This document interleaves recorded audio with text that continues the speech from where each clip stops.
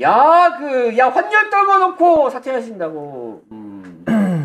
당선되신 지 얼마 안 됐는데 44일 만에 불명예 사퇴를 하시고요. 2달이죠. 네. 한 달에 월급이 한 1,500만 원이니까 2달이니까 3,000만 원 챙기셨습니다. 낭낭한 거 맞죠? 아니 뭐 그거야 월급이니까. 네. 어쨌든 간에 이분 때문에 뭔가 엄청나게 많이 그 내부적으로 뭐 IMF도 시작해서 미국도 시작해서 야 너네 이거 선 넘는 거 아니냐 많은 얘기들을 했잖아요. 결국 선 넘는 행위들을 이제 슬로건으로 가지고 와서 하려고 했다가 그 환율 박살나고 경제 힘들어지고 시장까지 혼란이 되자 결국 사퇴했습니다. 그 영국은요 2번 연속 사퇴예요. 그렇죠. 저번에는 이제 네. 브렉시트 실제로 해버렸다가 사퇴했고 그래서 이제 브렉시트 때 다들 아실 거예요. 찬반 논란이 이렇게 있었는데 네. 이거 보시면은 그 잉글랜드랑 여기서 해가지고 이제 이게 찬성이 돼서 이제 브렉시트가 나오자마자 좋됐다 하면서 사퇴하셨죠. 그렇죠. 그래서 지금 이제 존슨 형님이랑 트럼프 누님 둘 다 자진 사퇴가 됐고 상황이고 경기가 정말 안 좋고 누가 그러면 이렇게 좀 많이 이렇게 투표를 했을까 봤더니 그 젊은 친구들보다 나이 드신 분들이 탈퇴 의사가 더 높았다고 하네요. 나는 이제 젊은 친구들이 탈퇴 의사가 높았다고 생각을 했는데 나이 드신 분들은 오히려 탈퇴하는 희망을 되게 많이 했어요. 이게 약간 그 나이 드신 분들은 그 영국이 잘 나갈 때 그 국뽕 맛을 아니까 그랬을까? 맞아요. 그게 맞아요. 왜냐면 이게 Great British Again이라는 이제 네네. 그런 슬로건으로 위대한 대영 제국의 복귀라는 그런 슬로건 하나로 브렉시트를 외치시더라고요. 그래서 이제 영국이 이제 이연임으로 좆됐다라는 상황이 오면서 화폐 가치도 미친 듯이 떨어지고 있고, 그 다음에 또 이제 두 번째 그 자진 사퇴까지 일어나면서 영국이 진짜 진퇴양난에 빠진 것 같아요. 상황이 별로 안 좋다라고 보시면 될 것 같고, 근데 영국뿐만 아니라 일본도 마찬가지죠. 일본도 지금 달러당 150엔에 참 진짜 미쳤습니다.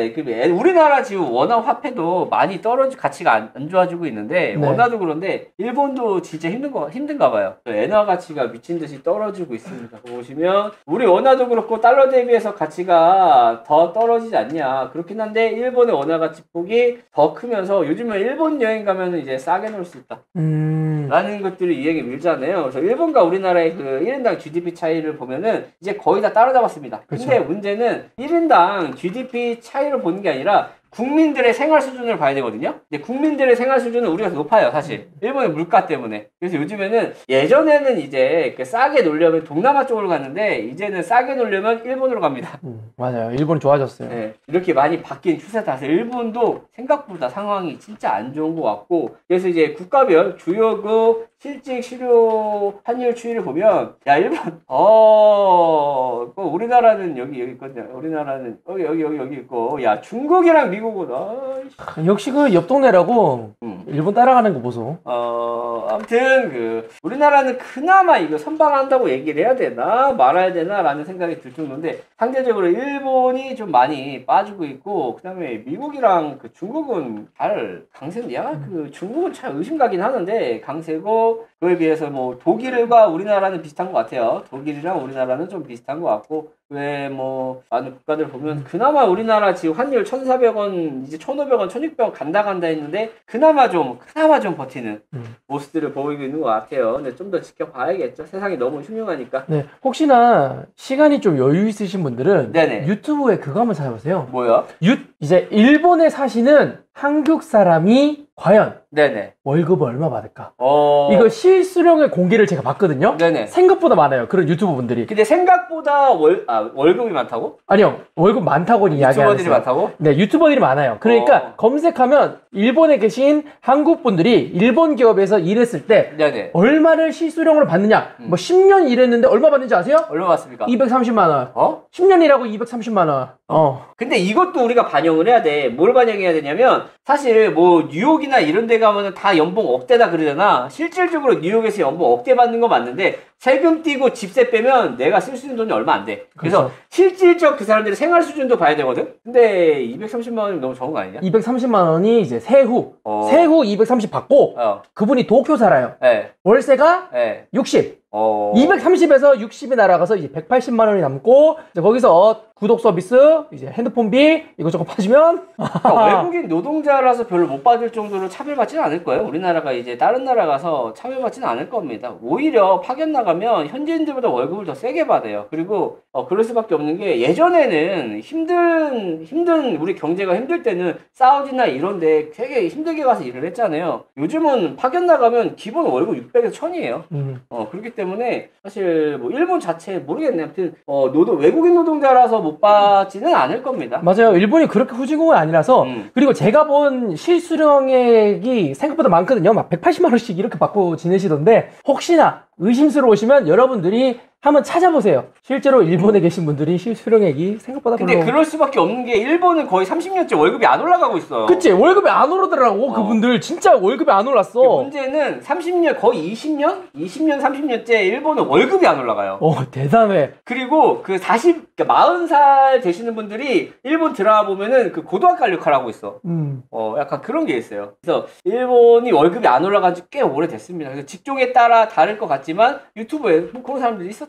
그래서 뭐 이제 일본도 경제 상황이 이렇게 좋지는 않은 것 같다라고 보시면 될 것 같고 그나마 우리나라는 조금 더 나은 것 같아요. 네네. 자, 그래서 지금 대만에서 일본에다 공장 짓는다고 얘기들이 나오더라고. 일본에 싸서? TSMC 있잖아, 반도체 만드는 회사가 네. 일본에도 공장 짓는다라는 얘기들도 나오고 있더라고요. 우리나라보다 싸서? 야, 우리나라에다 해주면 안 돼. 우린 삼성 때문에 안 되나? 우리나라는 월급이 많이 세요. 그래? 생각보다 비싸요.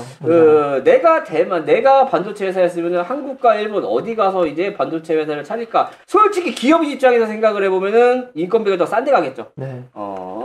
야, 우리나라가 이제 일본을 제끼는 날이 이제 오는구나. 얼마 남지 않았습니다. 실질적 생활 수준은 훨씬 더 높고, 그 다음에 1인당 GDP는 차이가 나지만 따라잡히지 않을까라는 생각이 드네요. 대한민국 화이팅! 화이팅! 국뽕 화이팅! 가슴뽕 화이팅! 한일전은 못 참지. 그럼. 한일전은 못 참지. 자, 그리고 중국 젊은이들의 그 55%가 서방을 낮춰본다라는 이제 통계 자료가 나왔더라고요. 중국에서 진행한 여론조사입니다. 그러니까 보니까 그 예전 6년 전에 비해 3배 이상 늘었는데 이게 무엇을 의미하느냐? 젊은 친구들이 서방국가, 우리가 더 짱짱맨이다라고 생각을 하고 있는 겁니다.